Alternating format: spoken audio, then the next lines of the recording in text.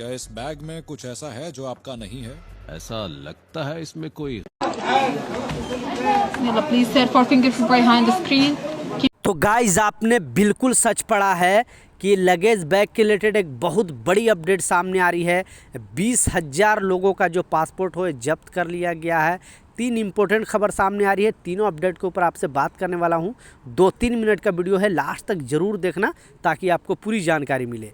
तो चलिए स्टार्ट करता हूं, बताता हूं अपडेट के बारे में। तो पहला जो अपडेट है, आपको ये नियम जानना बेहद ज़रूरी है। बेसिकली इंडिया में अगर आप अदर कंट्री से ट्रैवल करके आ रहे हो तो आपको ये जो लगेज बैग से रिलेटेड नया अपडेट है और लोगों को अवेयर किया जाता है। बहुत कम लोगों को जानकारी है, इसलिए जो इमिग्रेशन डिपार्टमेंट और जो कस्टम ऑफिसर है फिर से अपने सोशल मीडिया अकाउंट पे ये चीज़ डाली है और लोगों को एजुकेट कर रही है, बता रही है कि इस नियम को जानना आपको लाजिम ज़रूरी, क्योंकि आप अदर कंट्री से अगर कोई भी प्रोडक्ट लेके आते हो तो आपको वहाँ पे कुछ ना कुछ आपको टैक्स देना पड़ता है। यानी एयरपोर्ट में आपको टैक्स देना पड़ता है अगर कोई महंगे सामान आप लेकर आ रहे हो, और जितना छूट है उतना ही आप लेके आ सकते हो। उससे ज़्यादा लेके आओगे तो आपको डिक्लेयर करना पड़ता है। तो वहाँ एयरपोर्ट में जो बताया जा रहा है कि 2 आपको मार्क मिलेगा, यानी चलने का जो जगह है 2 जगह आपको इस तरह से मिलेगा। एक रेड जोन होता है, एक ग्रीन जोन होता है।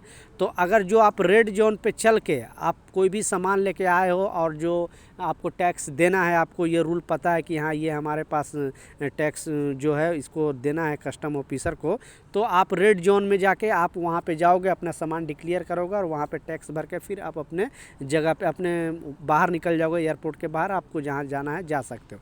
लेकिन अगर आप फॉरेन कंट्री से कोई भी सामान लेकर आ रहे हो और आपको पता है कि हमें टैक्स देना चाहिए और ग्रीन सिग्नल, ग्रीन रास्ता का इस्तेमाल करते हो आप, ठीक है, तो अगर आप डिक्लेयर नहीं करते हो, फिर जब आप लगेज बैग लेकर बाहर निकलने लगते हो तो वहाँ पे अगर कस्टम ऑफिसर आपको पकड़ती है तो फिर आपका सामान भी जब्त कर लिया जाएगा और आपको जुर्माना भी लगाया जाएगा। ये एयरपोर्ट अथॉरिटी का नया अपडेट है। अगर आपने कोई भी सामान डिक्लेयर कर दिया है तो कोई प्रॉब्लम नहीं है, लेकिन आप छुपा कर अगर लेके जाओगे और ग्रीन रास्ते का इस्तेमाल करोगे तो कस्टम ऑफिसर का अपडेट है कि आपको वहाँ पर आपका सामान भी जब्त कर लिया जाएगा और फिर आपको टैक्स भी लगेगा, जुर्माना भी लगेगा। तो आप फॉरेन कंट्री से ट्रैवल करते हो तो ये इस नियम को जानना बेहद ज़रूरी है, नहीं तो बहुत बड़ी प्रॉब्लम में फंस सकते हो।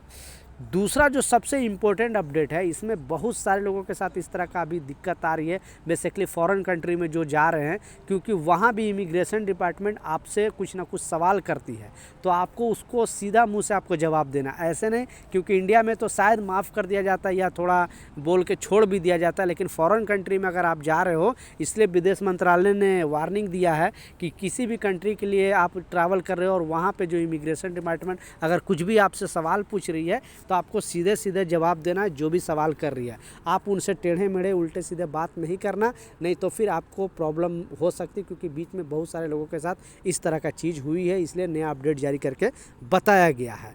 लास्ट जो सबसे इम्पोर्टेंट अपडेट है, आपने बिल्कुल सच पढ़ा है कि 20,000 लोगों का पासपोर्ट है वो जब्त कर लिया गया है।